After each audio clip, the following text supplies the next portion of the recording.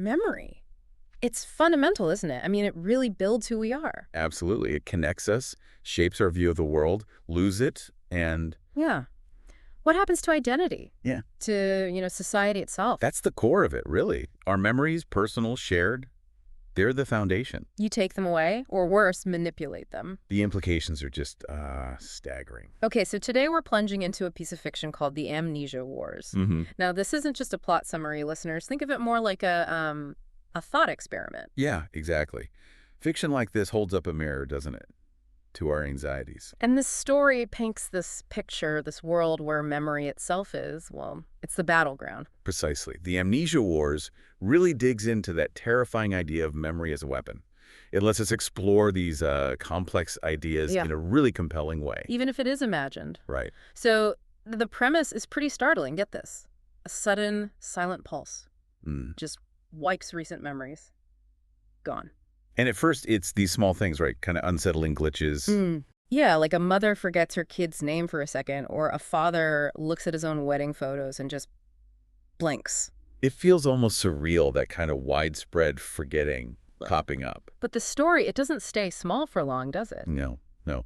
The stakes escalate fast.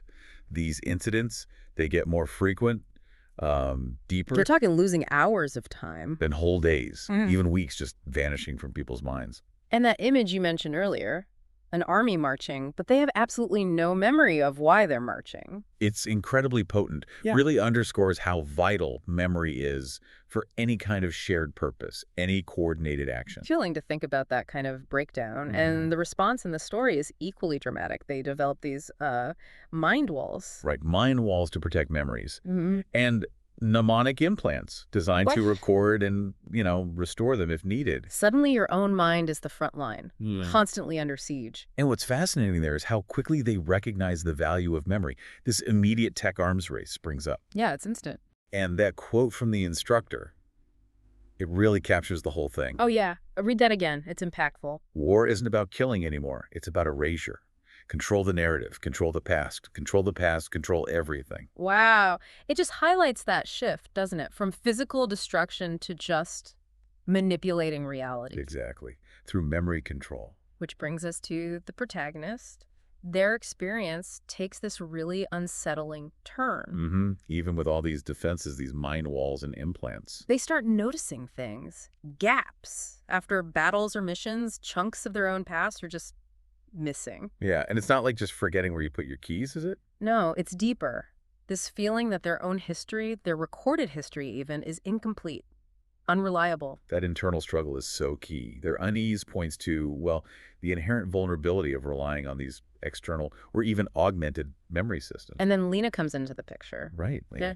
And she has these dreams, these sort of recollections of forgotten places, forgotten people. Adds another layer of doubt, suggesting it's not just simple memory loss. It might be like deliberate manipulation. It really raises the question, if our memories can be altered, erased, can we actually trust our own minds, even the augmented parts? Totally. And Lena, she starts suspecting the implants themselves are being tampered with. Which is deeply disturbing. And then the protagonist finds that scar behind their ear. Oh, yeah. That's the physical proof, isn't it? That chilling moment you realize the attack isn't just external anymore. The enemy is already inside. That scar is such a powerful symbol of that breach. It's a violation, right? The enemy's literally gotten under your skin, into your head. Makes you question the very definition of self. What's real? What's implanted? What does it mean if a memory isn't even yours? And from that point, the story introduces the Ministry of Memory. Ah, yes, the ministry. And it becomes clear pretty fast their job isn't just defense. Not at all. No, they're actively erasing memories they don't like, dissident thoughts, traumatic events. Unauthorized memories, even entire people. Like Lena. She investigates too much, asks the wrong questions. And she just vanishes, wiped, as if she never existed. It's a terrifying expansion of control. The ministry's actions really show the immense power that comes with controlling the past, the narrative. And for the protagonist, it becomes personal, too. This recurring dream, this hint of a lost loved one. A son, maybe. That adds such an emotional weight to it. It forces you, the reader and the protagonist, to think about what you'd fight to keep, what memory defines you. And seeing Lena just unmade like that. It shows how efficient this control can be. It's not just forgetting, it's active erasure. So how do you even fight that? A war on memory itself. The protagonist's response is so human, almost primal. Yeah, they turn to these really basic, almost archaic methods. Scribbling notes on paper, tattooing reminders onto their own skin. Hiding passwords and old rhymes. Anything tangible. It's that fundamental need to anchor yourself to something real when your own mind is the battleground. These acts of resistance, they seem small, but they're huge assertions of agency. Right. Trying to create solid points in this fluid reality. But the ministry keeps escalating. They introduce the neural dampener. Oh yeah, that's the next level. It stops new memories forming at all. Creating these. The book calls them goldfish-eyed citizens, just trapped in an endless present moment. It's devastating.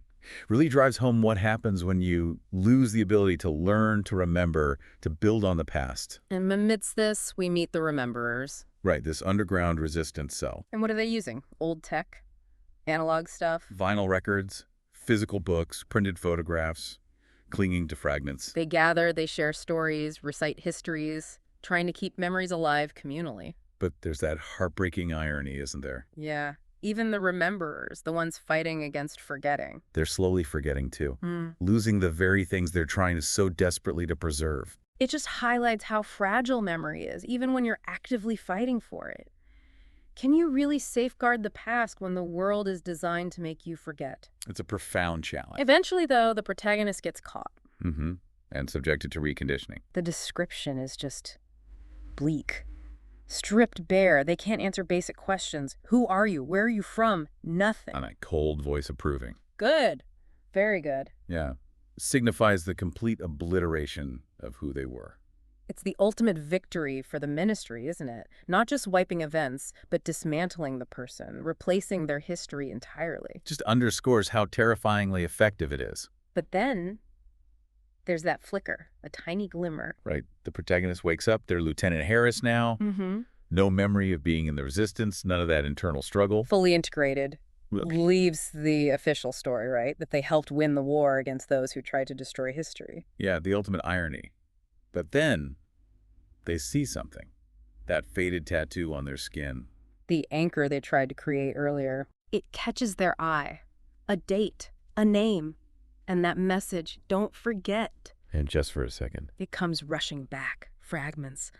A woman's face, Lena, a promise made. The real truth of the war, the fight against forgetting, not for it. That moment of recognition, triggered by that physical remnant, it shows memory can persist, truth can surface, even when it's buried deep. It's fleeting, isn't it? Gone, almost immediately.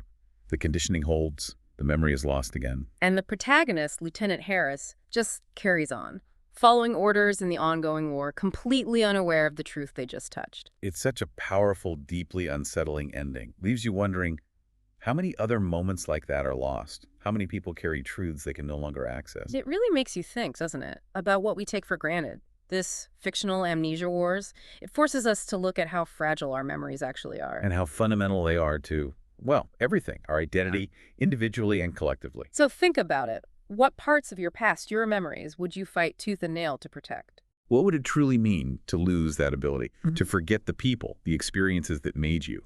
These are really vital questions, I think. The story serves as this stark reminder about historical awareness, about the dangers when narratives get manipulated. If we lose our shared memories, our history, what does that mean for learning from the past, for understanding now, for building any kind of future? Exactly. And, while this is fiction, it's hard not to see, well, echoes, maybe, in our own world. For sure. Information overload, competing narratives everywhere, the line between fact and fiction getting blurrier. It makes you consider the more subtle ways forgetting can happen. Maybe not a sci-fi pulse, but the sheer noise.